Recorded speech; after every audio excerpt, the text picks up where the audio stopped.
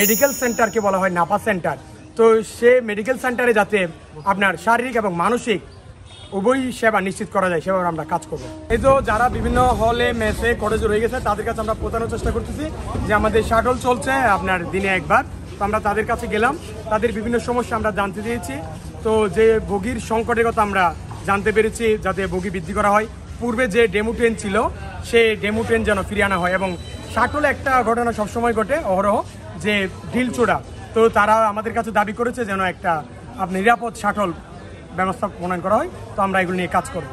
বিভিন্ন জন বিভিন্ন সমস্যার কথা তুলে ধরছে, তার মধ্যে হচ্ছে যেগুলো মেজর, তার মধ্যে হচ্ছে আপনার আবাসন না থাকে। আমরা আজকে কটেজে গিয়েছিলাম, দেখলাম স্যাঁতে কটেজ কি মানে নির্মম, যে কারণ আমরা হলে দেখি কত সুযোগ সুবিধা, অথচ এখানে যারা অনাবাসিক তারা খুব আপনার কষ্টের মধ্যে দিন যাপন করছে, তো জীবন যাপন করছে। তো আমরা তাদেরকে প্রতিশ্রুতি দিয়েছি যে যদি ছাত্রদল প্যানেল জয়ী হয়ে আসে আমরা দ্রুত সময়ের মধ্যে যাতে আপনার ওদের আবাসন নিশ্চিত করা যায়। যেমন আমরা উদাহরণ হিসেবে উল্লেখ করেছি শাহজালাল হলে আপনার যে এক্সটেনশন, তো সেই প্রক্রিয়ায় যদি আপনার যাওয়া হয় তাহলে খুব স্বল্প সময়ে কয়েক মাসের মধ্যেই একটা বিশাল সংখ্যক শিক্ষার্থীদের আবাসন নিশ্চিত করা যেতে পারে। ইস্তেহারে আমাদের সকল যেই সমস্যাগুলো ছোট থেকে বড় সকল সমস্যা আমরা সমাধানের জন্য আমরা অঙ্গীকারবদ্ধ।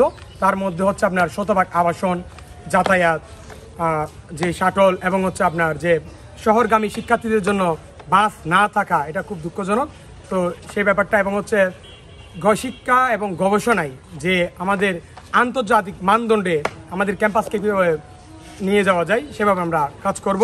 এরপর হচ্ছে আমাদের মেডিকেল সেন্টারকে বলা হয় নাপা সেন্টার। তো সে মেডিকেল সেন্টারে যাতে আপনার শারীরিক এবং মানসিক উভয় সেবা নিশ্চিত করা যায় সেভাবে আমরা কাজ করব।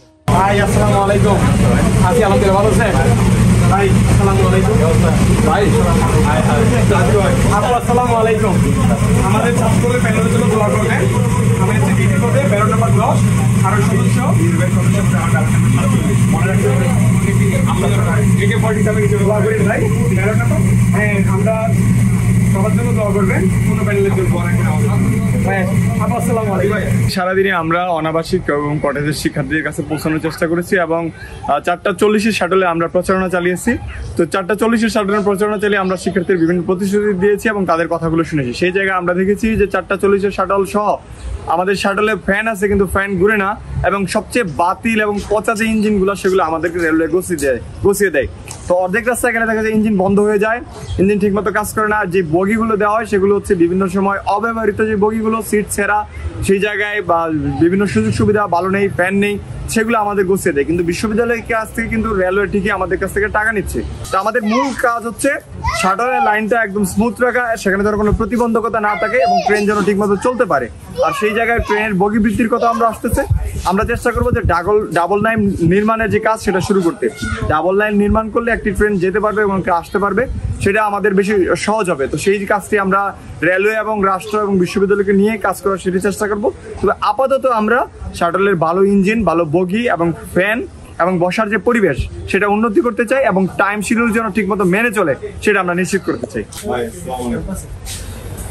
ভাই আমার নাম হচ্ছে তৌফিক, কেন্দ্রীয় সংসদে এজিএস প্রার্থী। খুবই গরম ভাই। ভাই দোয়া রাখবেন, আর হচ্ছে আমাদের প্যানেলের জন্য দোয়া রাখবেন। প্যানেলের লিস্ট যেহেতু আপনাদের প্রতিনিধি হবে, আপনাদের সাথে দেখা করতে দরকার, সেই জন্য আসা। আর ফ্যান তো ঘুরতেছে না, ইনশাল্লাহ আমরা ফ্যান ঘুরানোর ব্যবস্থা করবো। একটু প্রতিশ্রুতি দিতেই পারি ইনশাল্লাহ।